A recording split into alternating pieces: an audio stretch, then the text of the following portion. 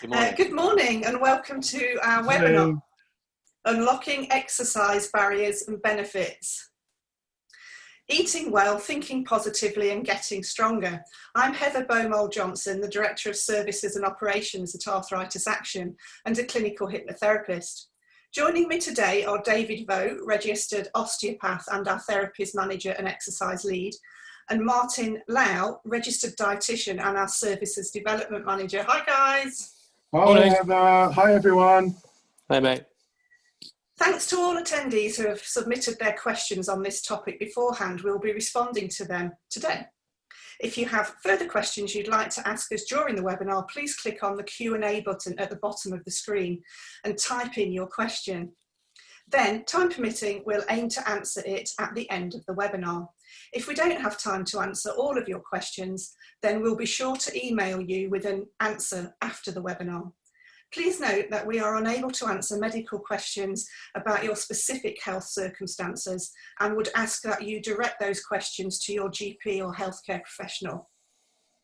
Without further ado, let's get started. So David, we're going to I'm going to have a chat with you first today. So first of all, can you tell us why this topic is so important and why is this more relevant now than ever before?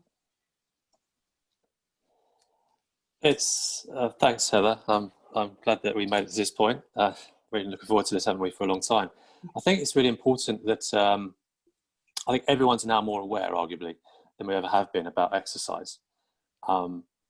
Due to the COVID and the lockdown and the effect that's had upon everyone's movement and mobility.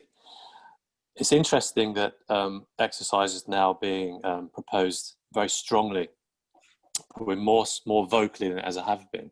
But there's two examples here of Public Health England, what was Public Health England, and the National Institute for Clinical Excellence, who both of them included exercise as part of their strategies. One for general health and prevention of most diseases in the case of Public Health England, and the National Institute of Nice Guidelines, who also advocated exercise in the non-pharmacological management of joint conditions. Now, what I find really interesting is they both advocate strength and strength training as part of that, as part of their guidance. Now, it's all very well to say that, but what does this mean? If we break this down, it means increasing the size and function and health of our skeletal muscle system. And this is a system that everyone's probably aware of, that holds us up, helps with our posture, helps us move, keeps our balance, etc. But it's interesting because I think there's a general acknowledgement now that, and we probably know this well in our work in the charity, Heather, that the importance of skeletal muscle to the health of our nation now, and especially an ageing population, is absolutely paramount. And it is also really useful to use strength and building strength in the fight against sarcopenia, which is, as we know, the loss of size and therefore function of our skeletal system. And this is usually, as we know, to do with hormonal levels dropping as we age. There's also some connection with obesity, which Martin's going to come on to later, which I'm really looking forward to. But we need to also avoid the double whammy of age-related and inactivity-related loss of skeletal muscle, which is a lot of the work that we do, as you know, in trying to promote exercise and in particular strength training. But it's arguable that strength as such has been forgotten. Chris Whitty, I'm sure you saw as I did, in 2019 came out and said that there seems to be an overemphasis on aerobic activity and not strength, and strength component of activity and health promotion in this country has been largely forgotten. Yes. And I know we're going to come on and try and kind of find ways of trying to get people to engage with that more a bit later on. But if we look at the musculoskeletal landscape in this country, what we see is nearly 19 million people in this country have some kind of MSK condition. Of that, some 6 million over 65. And if we dig a bit deeper into why this is important, we find that of that 6 million, nearly nearly 5 million over 65 are failing to 80% approximately are failing to meet that minimum government guidelines that those organisations are trying to promote in terms of activity. And this is a staggering figure. We've all been aware of the 1.8 million people who are asked to isolate and shield, and therefore there was a public outcry about these people not being able to exercise as normal. But yet, nearly 5 million people before any of this happened were not exercising enough, and arguably they wouldn't be exercising in the way that we'd want them to, because as the Chief Medical Officer said himself, people are not really engaging with some of the more resistance type training that we want to get them more confident in. And that's just a staggering figure, isn't it? And and people don't. I don't think people realise that the damage that they're doing to themselves for older age as well. Quite right. So to answer your question, doing the sort of exercise like resistance training, building strength, is the key to avoiding sarcopenia. The key to keep moving, which we'll cover later, but this is also to do with feeling less pain. Skeletal muscle also have nerve endings in it, so by keeping healthy skeletal muscle, you keep those nerve endings healthy, which helps you avoid falling as well, which is a massive issue if you want to avoid becoming frail later. And also it's good for our bones as well, as we'll come on to. So regaining and maintaining skeletal muscle health, avoiding obesity, are two of the most important and modifiable things that we can do for our own health. And going on to just say that the research now is actually confirming what we probably, a lot of us in this sector have known, that the skeletal system, certainly in my clinical work, I agree with this as an osteopath, that we see the skeletal system as an organ in its own right. It not only moves us, but it helps us to fight infection. And this is what all the evidence now is saying, that it helps us to deal with inflammation. And that's massively important as well, especially with arthritis, because we know that inflammation in a joint is often the cause of pain. And so Martin's going to come on to this in terms of a little bit more detail, but it does help with getting rid of some of that inflammation. Exercise and movement in itself helps with inflammation, as does the system itself of our skeletal muscle. Movement as well. There's been so much work now confirming that movement basically defacilitates an over-aroused nervous system, which makes us feel more pain in the absence sometimes of that pain or the thing that caused it. So what we're saying is that movement is the key really to feeling less pain, having better response to inflammation, etc. And it's interesting, isn't it? It's taken a pandemic for people to be talking about it again. And I'm hoping that we can take that message forward and we'll keep that narrative in the public's mind moving forward. But yeah, I would say that it's the key to a healthier life. Yeah, definitely. So moving on to the next slide, what we try to do is raise awareness at Arthritis Action, and we try to give people expertise in terms of motivational techniques and awareness of the importance of exercise, and in particular strengthening before we get active, nutritional advice Martin will come on to, which is key to movement, as I've said, is important for basically every aspect of our lives as human beings. We very much hope that then leads to more community engagement with activities when we can, when it's safe to, but activities that then motivate us to get out there and live a longer life. And what we call, health span in a nutshell. Yeah, that's really interesting, David. And I think, movement is the key to life, isn't it, in a sense? I think so. Yeah, I think so. We've evolved as movement-based beings, haven't we? And I think anything we can do to keep moving and don't stop moving is only going to help. Yeah, there's certainly some. Sorry to interject, guys. There are a lot of talk about movement is medicine as well. Yes, absolutely, yeah. Absolutely, and it is in a nutshell. I mean, let's just be clear about it. The take-home message is that movement is medicine. It doesn't matter how little movement you think you're doing, as long as you're moving some way. And we'll show people later, but we have got some chair-based exercises, so you've got a starting point if you have been inactive for some time. Thanks. I'm just going to ask you another question now, David, if that's okay. Yeah, sure. Yeah.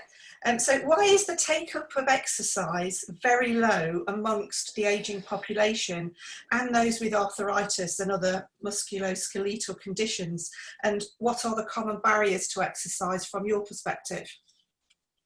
Well, we spend a lot of time trying to break down those barriers here, but unfortunately it seems to me that we spend more time in this country on the toilet than we do actually exercising and in the gym. I think it was UK Active who come up with that stat, which is one of those kind of really interesting take-home stats. So we spend more time, in the smallest room in the house than we do exercising. And there are many reasons for this. I think, one of the main reasons is fear, as you know, which we often try and break down with people.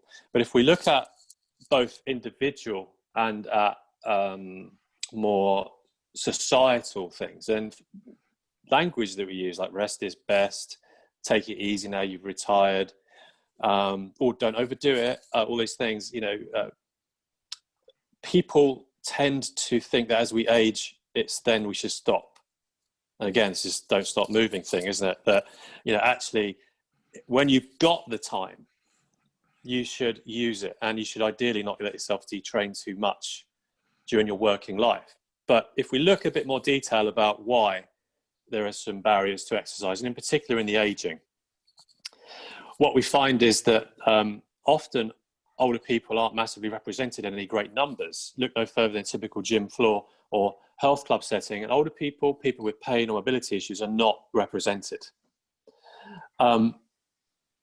In regards to a gym setting, aging is often seen as a negative thing.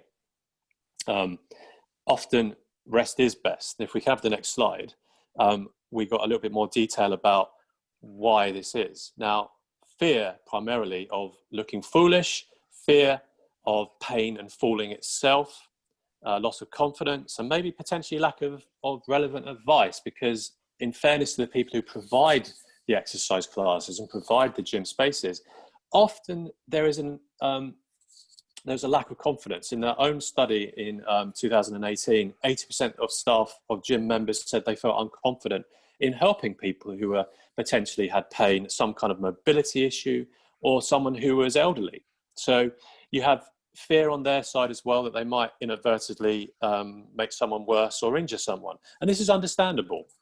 But it's heartbreaking to me. There's fear on both sides, because both the providers and the people potentially want to both get together and do these exercises, and in particular do strength training. And so we find that when we look at fear as such, if we look at the individual and the detraining that happens, this I'm sure is this representation, I'm sure is very familiar to people we work with, and also some of our colleagues as well, from other charities. And we need to find ways of breaking down this cycle of detraining. In a nutshell, older people fear injury from strength training or any activity sometimes, and therefore they become weak due to lack of it. So it becomes a self-fulfilling prophecy, in that they fear it, they don't do it, they become more pain, and they feel that the only thing to do is rest. Now, what we do know is that if you do move, generally speaking, you're going to feel less pain. What we do know, if you strengthen a joint around an inflamed, strengthen the muscles around an inflamed joint, you will feel less pain around it. The key is finding ways to do it safely, and having that knowledge and having that expertise from the provider of the advice to help you work your way through it. Because there's a science and an art to this, in helping someone who's having a very personalized reaction to pain. And that's obviously a lot of the stuff that we're going to come on to later. But the take-home message is that discomfort due to exercise is often not the sign that a joint is going to be further deteriorating, becoming more damaged. Often pain can become in the forefront of someone's mind, and it's often to do with shortening of ligaments and tendons around that joint due to inactivity, or muscle aching after activity. But because someone's had pain, they have a response to it. I'm not saying that pain shouldn't be noted, but I'm saying that sometimes we need to find ways of pacing ourselves through it. And I'm sure that you're going to come on to a bit more detail, which I'm looking forward to. Yes, yeah, definitely, David. And I think it was quite interesting because I have pain when I walk, and what I've found is if I put my earphones in, my focus is on the song and it's not on the pain, whereas yesterday I went for a walk and didn't put the earphones in and my focus was on the pain. So and we'll talk about this later, it's about how you need to focus on something other than the pain so that you're able to do what you can do. But obviously if there's too much pain, then you shouldn't be doing it anyway, but it's getting that balance right, isn't it? There is a balance to be found, but I would say that there's always something you can do to move, which won't provoke that pain, and there's always something you can do to strengthen without, loading that joint. There's all sorts of interesting ways that you can actually help yourself by doing some strength and then movement.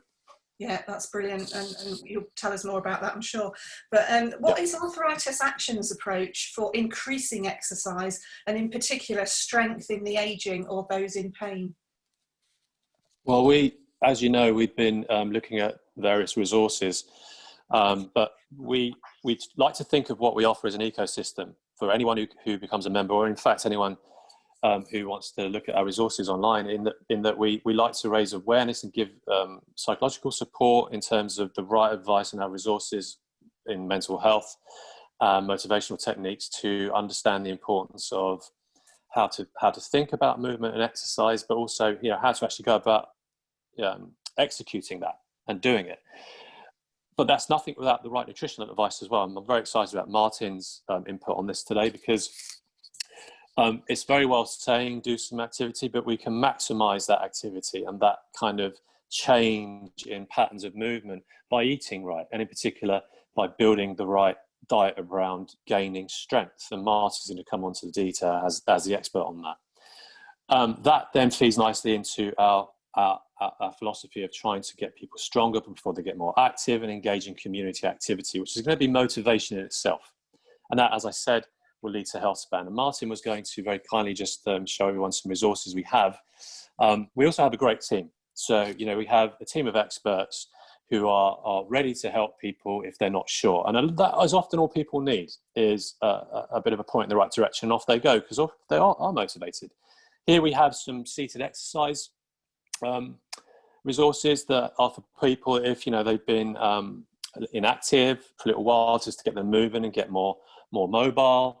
And we also have directories, like both mental health activity directories and physical activities, which we have populated some time ago, and anyone on there has passed our criteria, which is basically safe, relevant, and I'm going to hopefully help you and get you more active, relevant to people with MSK, arthritis or pain. So so that's the end of my little section, and I look forward to listening to and joining in with you guys later on. Hopefully, if we have time and internet allowing, we'll be able to ask some questions as well.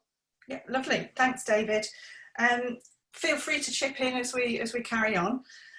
Martin, I've got some questions for you now. Well, I must say thank you, David. It's really, really interesting. Sorry about that, Heather. Yeah, that's okay. Martin, I often hear you and David chatting about the importance of exercise for those living with arthritis. And our recent online exercise class, which you piloted in the summer, has proved popular. So can you tell me why people with arthritis tend not to engage in physical activities or exercise from your perspective? Sure, thank you for your question, Heather. This is something that I have seen in my clinic, and it is consistent with the national data. So if we look at some figures from our good friend versus arthritis, there are many people who are inactive alongside being or having or living with musculoskeletal condition. Many reported barriers, such as they don't feel being supported while following an exercise program, lack of time, lack of access to facilities, etc. But I'm sure David would absolutely resonate with this one, because one of the most common barriers is that people believe exercising an affected joint will cause further damage. And this is something what David alluded to earlier. So let David and I reassure you that this pain experienced when exercising is nothing to do with tissue damage. And people with arthritis really needed to reframe this belief, because instead of, we need to really looking at weight-bearing exercises to help with the repair of the cartilage, as well as strengthening the bones and muscles. The process of movement can re-educate the nervous system about pain. I mean, something that we sort of mentioned earlier, movement is medicine. But hey, I'm going to let you in on a little secret. The so-called feel-good hormones, such as endorphins and others, produced after exercise sessions are natural pain softeners. Now, I have got this nice graph here. It was from a Danish research group. They are basically showing that, exercise, fare much better than the medications for pain. And Heather, I would also like to mention that exercise, oh, hold on, don't worry about don't focus on all the signaling molecules and hormones, because what my point really is to say that there is evidence to support that exercise is anti-inflammatory. That's great, because we know how many anti-inflammatory tablets we can take when we're living with arthritis. So to realise that there's something naturally there that we can do to help is phenomenal. I think that's really good. Martin, we often hear that a lack of physical activity is a likely cause to people putting on weight. How would you respond to this? And does the increase of body weight play a part in arthritis? Okay, yes, good question. Now, we often hear to lose weight is to eat less and move more. Sadly, it is a little bit too simplistic. If we look at the report written by the Foresight Project back in 2007, how people put on weight can be multifactorial. In regards to your second part of the question, Heather, the increment of the body weight is one of the key risk factors in the development of certain types of arthritis, such as osteoarthritis or OA, especially in the knees and hands. And people who have a body mass index or BMI above 30 is 6.8 times more likely to develop knee OA, being obese attributed to the severity of cases. It is also worth mentioning that the accumulation of more body fat than the body needs could promote a low-level chronic inflammation. This could exacerbate the progression of OA. Now, there is evidence that high BMI and daily pain are positively correlated to one another. Sadly, it could only add on to the burden for those who are living with arthritis. Saying that, mechanically, excess weight will create more pressure on the weight-bearing joints. And do you know, by losing 1 pound of the body weight, it lessens 4 pounds of pressure on the knees every step you walk? I think that is quite a powerful statement, really. I love that statement, Martin. I think that's, if there's anything, if you're like me, slightly overweight and you need to lose weight, that for me is the one thing that would encourage me to do it. Quite a good driver. That's the only thing that's helped me over the years, actually, is trying to keep that from happening. And that's the only thing really with pain management. Yeah, it's very effective. Excellent. I'm really pleased to hear that it's certainly help you two in managing the pain. Okay, going back to my talk. Now, all these extra little fat cells could also make it hard to reduce overall disease activity, and also for people that wanted to regain physical abilities, especially they are living with inflammatory arthritis, such as rheumatoid arthritis. Now, David earlier has alluded to the term sarcopenia. Recently, we have observed a condition named sarcopenic obesity. This literally means low muscle mass and function combining with obesity. Alarmingly, this is found in younger people as well as older individuals. Heather, it does mean that the muscle responsible for movement, or skeletal muscle, is central to this. It sounds as though the skeletal muscle is rather important then. Oh, absolutely. Again, I concurred with what David have said earlier. Our skeletal muscle is an organ in its own right. There are plenty of crosstalks between the muscle, the immune, and the nervous systems. Neuroscientists working in pain have now established that the nervous and the immune system work as one unit. The loss of skeletal muscle could affect the immune system. Well, the whole system works in tandem. Isn't our body just wonderful? Okay, I am diverging here. And because our skeletal muscle is such an important organ, we need to do our utmost, regardless to how old we are. The game plan is to preserve it. Now, dietary protein and resistance training or strength training are integral in the fight against age-related loss of muscle mass and function. Resistance training provides key signals to initiate muscle protein synthesis, or MPS, and the dietary protein is the key building blocks. Studies have found that aging coupled with physical inactivity contributed to anabolic resistance, which is precursor to sarcopenia.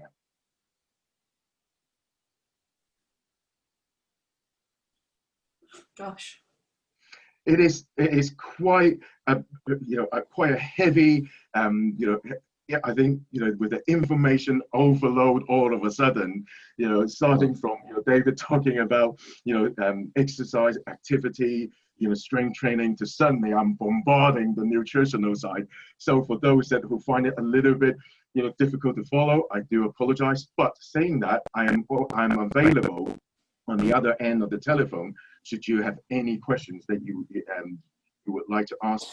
And my what my point really is, there is a pivotal role for nutrition, in the fight against, age-related muscle loss. And I think something that it tends to get forgotten at times. Yeah. Martin, I completely agree with you, because it's often a message that isn't taken from, sport and, who know about gaining muscle and how to do it nutritionally. This is really fantastic because, the same lessons apply to the aging population, just with a slight caveat. So this is really useful because people should be eating more protein. I guess, it's even more important, for, the over 60s age group to involve in more physical activity and training as well. Absolutely. So combining the two, hopefully, would be the take-home message. Sorry, Heather. So that's fine. Is there anything, one could do to halt or even reverse the process? Yes, indeed, by having more regular feeding of dietary protein and resistance training. Now, studies have found that those who are over 60s will need to eat more dietary protein to overcome a reduced rate of how their body make use of this nutrient. And I think, a little bit scary here, on top of that, within this group, dietary protein intake is at their poorest at breakfast time. So how can we counteract this?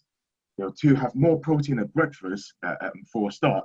So those 2 eggs omelets or sardines and toast can become really handy or even tasty. It is worth knowing that those older adults who train with resistance, the timing to have your protein can be crucial. The best time to eat your protein will be straight after weight training. And also emerging data pointed towards having a dose of protein before bed could be helpful. And then if you're going to give it a go, I would suggest going for a pint of semi-skim milk or a hot milky drink made from a pint of milk as the weather is getting a little bit colder. Now, why a pint of milk? Is simply because it provides 20 grams of protein. Now, back to anabolic resistance. You may ask why placing such an emphasis on dietary protein. It is because a key amino acid named leucine is instrumental in the process of dampening down this anabolic resistance. Other novel nutrients and compounds in combination, such as omega-3 fatty acids, vitamin D, or even a sports supplement called creatine monohydrate, can be really useful. And so if we could, have optimum dietary protein coupled with resistant training, we really have got a fight on our hands to be able to halt that process of sarcopenia. And finally, my take-home message was quite a bit, so I do apologize. So firstly, in order for you to be able to support the muscle building process, you need to have enough calories. Secondly, to include a leucine-rich protein, and that's most of the animal-based protein, and also your dairy products are excellent for that. Now, don't be afraid of whey protein supplements, because they're not exclusively for athletes or bodybuilders. And for vegetarians, they will need to eat a little bit more protein in each meal to get the adequate amount of leucine. So looking at some of the guidance here, so if we're looking at, to guide you a little bit more solidly, aim for about 0.3 grams to 0.4 grams of protein per kilo of the body weight per meal, or 1.2 grams of protein per kilo of body weight per day.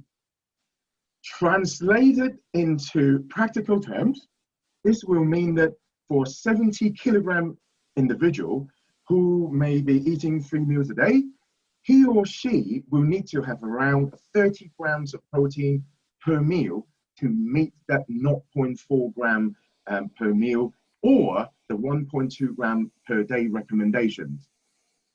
In terms of looking at from a food side of things, an 84 grams or 3 ounces of chicken breast equates to around just under 30 grams of protein. And I think that is, some people might find, it may be a little bit too much for me to consume, but there are always ways for you to, meet that requirement. Now, as we talked about earlier, resistant training is going to be instrumental, because it does help to, enhance the muscle protein synthesis, the actual signal of that. Benefit of other supporting nutrients. We were sort of like looking at, it will certainly help you, but I do believe that, meet your protein requirements first, and then, consider those, a little bit later, or look at it as a little bit of an adjunct.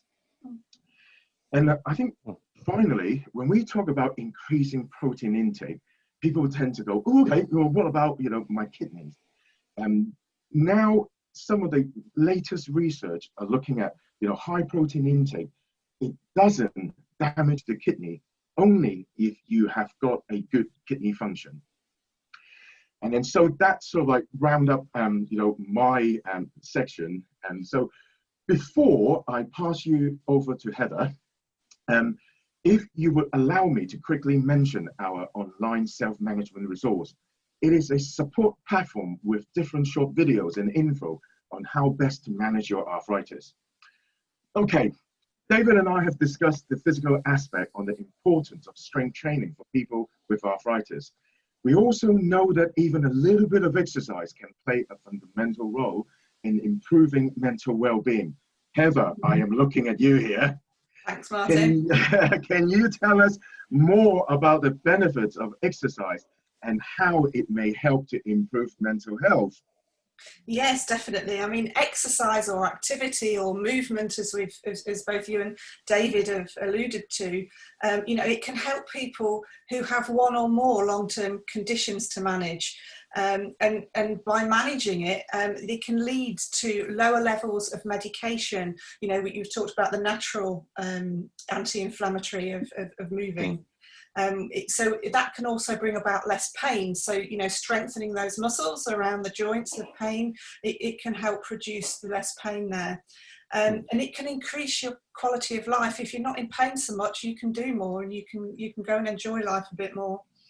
Exercises also releases the endorphins, which increase serotonin in the brain, which make you feel better. It's a natural, it's a natural way of helping you to feel better. And that's why some people get addicted to exercise. But it can also, for some long-term conditions, it can actually halt the progression of it. So exercising and mental health, it's really important, both physically and mentally. Yes. Now, we tend to, use the term exercise and activity interchangeably, and I know there is a subtle difference between them. Heather, could you, tell us a little bit more about that, please? Yeah, so, moving or activity, it's just about moving more and sitting less. Some of you might have out there have those watches that you can set that give a little beep if you've not moved enough within an hour or something. And I know personally I find that really helpful, because it just says, oh yeah, come on, get up, you've got to do something now. But exercising and activity movement, it strengthens and stretches your muscles, which is important, especially before we age, so that we can keep mobile for much longer. Socialisation of exercising and with others is good for our mental health as well, and it helps us to feel connected and part of a community. I've noticed that Olga has said something similar. She said, I do believe that if all exercise classes include a social element, such as tea and a chat, it would encourage people to keep going and enjoy the experience. And, for some people that's really, really important, that exercise is about socialising as well, not just about the exercise. Completely agree with Olga on that one. Yes, yeah, me too. It sounds as though there's lots of benefits, and certainly what myself and David has alluded to a lot of it. But saying that, what actually stops us from being active? And really, Heather, how can we overcome this? Yeah, I think there's lots of reasons why people with a long-term condition, and particularly with arthritis, don't exercise or don't move so much. It's, when you're not feeling well, and you have health and other concerns that might get in the way of it, and it can be hard to just get started to do the exercise in the first place. But becoming active may be very difficult for people with one or more long-term conditions. 66% of adults with long-term conditions are classed as inactive, and 50% walk less than 5 times a week. Oh my God. So, they're huge stats. And, some people feel unable to engage in any activity at all. And people with a long-term condition often encounter a flare-up, and when this happens, this can reduce or stop them from being active, and so it takes them back a step, and then it becomes harder again to get going again. But it really is important to have that flare-up, and then start again, get back, get yourself moving. And if people are not active, then this often leads to frailty, causing less resilience, and people have less ability to bounce back after further mental or physical illness, which can include, leading to type 2 diabetes. I think, David, you were going to say something about frailty. Well, my mum, bless her, she's in her 80s, and she had a fall, but she had thankfully been exercising a lot before that. She was cycling and doing resistance training, as I've been really on her case over the last 5 years, and she has made a full recovery quite quickly, and I think it just was testament to what we try to say in our work with Arthritis Action, and that if you can keep that activity levels up, as you're saying, you're more likely to be able to face the challenges that come at you in life and come back to where you were. So it's important to prepare almost as well, for any challenges that come along, including inactivity due to lockdown. But the main point is that avoiding frailty, keeping skeletal muscle strong via diet and exercise, resistance training in particular, can strengthen that bone. And we know that. Everyone knows that in the profession from the work done in osteopenia and osteoporosis. So massively important. Yeah, definitely. Thanks, David. I think it's really important for people with long-term conditions to look for exercise activity offers, you know, what it offers them, and to find out what support is available out there as well. You know, Arthritis Action, you know, we often talk about supported self-management, and by using the Arthritis Action members pathway, someone with arthritis can talk with our staff to find a goal and then design reachable stepping stones to achieve the goal that's set. And Arthritis Action staff will support you to reach that goal. You then look for supported activity programs if that is your goal. You know, so that's really important. Excellent, excellent.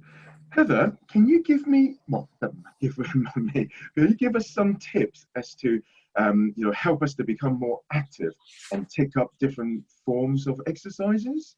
Yeah, definitely. I mean, it starts slowly. You know, don't try and run a marathon before you can. Start slowly and pace yourself. Do a little and see how you feel. Because often doing too much, you know, can make us feel overtired, and this can be off-putting as well. So, you know, check out the Arthritis Action self-management videos on our website or on our YouTube channel to find out more about pacing. Debbie Rose, our trustee and self-management trainer, talks about that on there. But also, you know, be realistic about your choice of activity and do something which you enjoy and can achieve. You know, set those small stepping stones, because that's really important. Find a way to fit your exercise activity into your daily routine. You know, it might be when you're standing cleaning your teeth, you know, just stand up and down on your toes. You know, waiting for the kettle to boil, you could hold on to the side there and just lift your legs slightly to the side. You know, there's just different ways to fit activity in, movement into our everyday lives. But also, you know, you might want to change your routine to fit in your exercise. You know, which is where's your priority? If exercise is important, then change your routine a little bit to try and fit that in. Try different types of exercise as well until you find something you enjoy. You know, it's a bit like being a detective. You know, take your little notepad with you and write down the exercise that you enjoy and why you enjoy it as well. So, for example, you might like tennis or netball or bowls or football. And because they're outside. So, you know, you like the games and the sports that are outside, and you like team games. So, you know, I like a sport where I can work with others to help me exercise. Or you might prefer, you know, just to exercise at home on your own, you know, but whatever works for you, you know, find what works for you. But definitely don't give up, and be kind to yourself as well. So some days your body and your mind won't want to move, or your energy is low. You know, tomorrow is a new and a good day. So, you know, let's not beat ourselves over the head if we don't actually reach what we intended to on one day. Start again the next. Find the time when your energy is highest and exercise at this time of the day. So for some people, that's when they get up. For others, it's, you know, around lunchtime. For others, it's mid-afternoon. For others, it's in an evening. But find the time where you can exercise more easily because your energy is higher.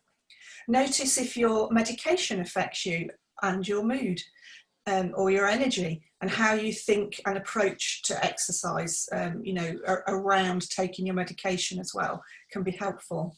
Find a variety of exercises. So if your energy is low, you know, at one point in the day, or one day and not the next, you know, have a different exercise and experience that on the day that you've got the lowest energy. Work towards your goals. You know, don't let other people tell you what you should do. You know your body, you know how you feel, nobody else does. And as you progress, but do push a little bit as you increase your strength or your mobility, because that will help as well. And you know, build confidence in it. You know, join a class where you don't know anyone, as you have nothing to prove. Alternatively, you may prefer to exercise with your friends. You know, again, it's totally up to you. You know, and if you're body conscious, remember that everyone has issues with their body. So you're not alone when you're going into that class to exercise. Somebody will always feel that, you know, that you look lovely, but you might not think you do, or, you know, you might think you've got a big bum or whatever it might be, you know, but everybody has something about their body that they don't like. Perhaps you may feel better doing exercises with your own gender. You know, for example, swimming sessions often have just ladies sessions or just men's sessions.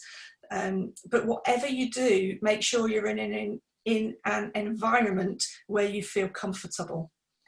And you know, if you're not sure what to do, talk to your GP about it as well, because you know, often they can do social prescribing and refer you perhaps to an exercise class, which may be, you know, 45 to 60-minute sessions per week over a 10 to 14 week period.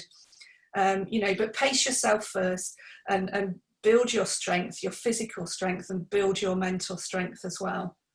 And you can find out more about exercise and mental health on the Arthritis Action website and on our YouTube channel. Excellent. Oh, thank you, Heather. And also thank you, David. We'll now spend some time answering any questions you may have around the topic of exercise and mental well-being. As a reminder, to ask a question, please click on the Q&A button at the bottom of the screen and type in your question, and we'll answer as many as we're able to. Okay, so I have got one. So let me just stop. Yeah, that's good. So I have got a question from one of our audience. She's asking, what is the best exercise to do if you have arthritis? I'm looking at you, David. Okay, you've got me. Okay. That's really dependent upon all of the above that we've just been talking about. It depends on what kind of arthritis, depends where you're affected, how you're affected, how long. But I think it's important, following up on what Heather was saying, to find something that resonates with you. If you look at, for instance, as a starting point on our directory of activities, it gives you an idea, even if that particular thing isn't offered in your area, about the sorts of things that we're promoting and advocating. So you could go to a GP exercise prescription scheme, which are very good. Equally, local authorities can have many schemes running in local authority areas, although it's worth checking at the moment whether they're still running. We do have, and we've done this, we've worked hard to create content that can be accessed online as well. So we have a starting point, as I alluded to earlier, which is our chair-based exercises, just to keep you active. There are also videos which we have, which talk in a bit more detail about exercising, particularly if you have an experience of pain when you exercise, and about nutrition. But I think the real take-home message would be that there's always something you can do, even if you feel as if it's just exercise, and in particular trying to strengthen yourself isn't for you. There's always something you can do. Wherever you are on that continuum of strength, you can always find something, and a way of moving and a way of strengthening.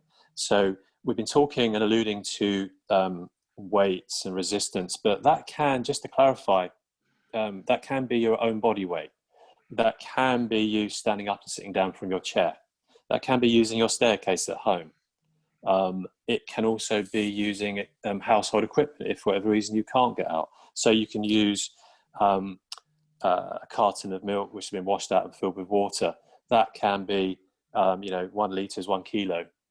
You can easily look online, look at some of the resources we have, and you can do a lot in your own home. But I would also go back to repeat what we've been saying, that if you can find a social element to it, if that suits you as a person, then that's going to keep you motivated and get you out of the door. And it's going to keep you coming back to it, because it's no good just starting and then stopping. I think, we've got to get that mindset that this is for me. Resistance training, exercise is also for me, and it's for any age. It's multi-generational, and it shouldn't just be for people in the gym trying to look better. This is for everyone, and it's because it does our health a lot of good. Thank you, David. Also, I have seen a quick question from the live Q&A. Somebody's asking, how much time should you spend exercising weekly? Is that for me, Martin, or is it for you? Well, so we know that the government guidelines are 150 minutes or of moderate activity or easy activity, and then moderate activity 75 minutes. I would just repeat the fact that it should be whatever suits you, but it's important to find the time to do it. In terms of strength training, I would say that twice a week, if you can target the major muscle groups, so your legs, your back, the front of your body, your shoulders, twice a week, and you can do that all within half an hour, then you'll be fulfilling what I would say would be the minimum. I don't know if you want to add to that, Martin. I think you hit the spot quite nicely. The guidelines are also suggesting that if you can do, the 2 sort of sessions of weight bearing exercises per week will be ideal. So yes, I definitely concur with what you're saying. Right. I mean, I think that. Sorry, I was going to say. I think that the main thing is that if someone is just doing twice a week, that's a great starting point. Let's not forget, that is a success, because often we find with people who have had long-term immobility or an illness and have become weaker because of that and less mobile, then the natural starting point would be to try to focus on resistance training for their strength. Because, as you know, Martin, we often talk about getting stronger before we get more active. Or getting stronger to get more active and maintain it. So that strength is the building block, literally. It's the base of the foundation. It's a foundation. They're more active. Yeah. Thank you, David. Right, I've got one here for me. I think it's about nutrition. So the second question that I could see here is, I would like to know if red meat affects arthritis, as it seemed to have an effect on me. So first of all, thank you for your question. And I've also seen there's quite a few people ask whether there are any foods that they need to avoid. So I'm just going to piggyback into this question. Now, in general, red meat or any other food, they haven't been found to have any adverse effect on people with arthritis. However, we are all individuals. We all react to things differently. And also, depending on which type of arthritis that you may have, a small number of people may feel that certain foods could cause symptoms. Now, this is something that I always would like to stress here, is sometimes the worsening of the disease activities or flare-ups, it may not be related to food at all, as pain can be beyond biological. Now, going back to the red meat query, my worry really is, I know some people do tend to modify their diet, and by cutting out red meat, you are also at risk of not getting enough iron, vitamin B12, and zinc. Now, it would be useful, certainly from my point of view, to conduct a nutritional assessment and to be able to chat with you a lot more about your symptoms. And then if you are interested, definitely feel free to reach out after this webinar. And I've also seen that there's quite a few questions regarding nutrition. So what it might be useful for me to do is to reach out to you after this. Well, that people asking about sardines on toast for breakfast, Martin, because I wasn't sure about that one. I can manage that. Really? I love it. Maybe not. My mum loves it. Steak, maybe even for breakfast. Amazing. My mum loves it. Right. But it's all down to what it fits into your lifestyle. I mean, because if you are quite busy, sometimes trying to get an omelette can be really difficult. So again, is just looking at I mean, because sardines on toast really it can be just a 3-minute thing. Now, sure. I've got Heather. How are we doing for time here? Because we've got another 5 minutes, so we can go on. There's a question that's coming that I'd like to ask David and Martin. Is yoga and Qigong a strength training exercise? That's a really interesting question. Certainly anyone who's ever done any yoga or Qigong would say it is. I would say that it's because it's not universally acknowledged as something that around strength training, but I would say there's a strength element to any movement. And certainly I participated in yoga, and it can offer that body weight resistance in certain poses. So I would say yes. I would say that the main thing is that you're moving, and own body weight is a very useful way of building strength and ability to strengthen around the joints in particular. I'm a great fan of both of those. Okay, thanks. Anything to add, Martin? No, only the only thing that I can add is Qigong or Tai Chi is something that the Americans really love to promote. When you look at the CDC website about arthritis, certainly I have attended a few talks from some of the American counterparts. They all feel that Qigong is really useful in helping to improve the perception of pain. But again, it's all going back to what we have said earlier, the movement side of things, because it's the ability to help to retrain that nervous system, getting it, because when you have persistent pain, your spinal cord is getting so good at making pain on its own. So anything that can help to re-educate it is definitely a thumbs up for me. Okay, lovely. I mean, following, just if we've got time, Heather, just very quickly, following up what Martin was saying, is I absolutely agree. And there's some great resources out there. One of the references I put up on the slides was Lorimer, Mosley and Butler.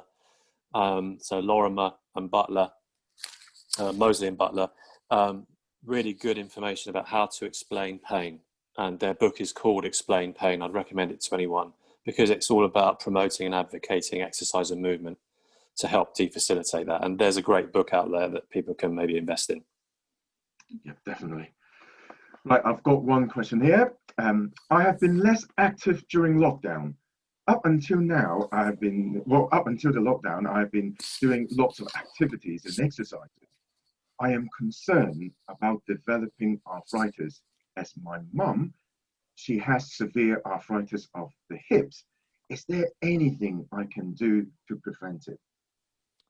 Well, very briefly, so we're running out of time. I'd say that we do know, I mean, the member is probably aware there's been some evidence to suggest that there's can be sometimes familial links to arthritis, but it's not a foregone conclusion you're going to have the same outcome as your mum. So well done for being active up until recently, because you stood yourself in good stead to not have a problem coming back to activity.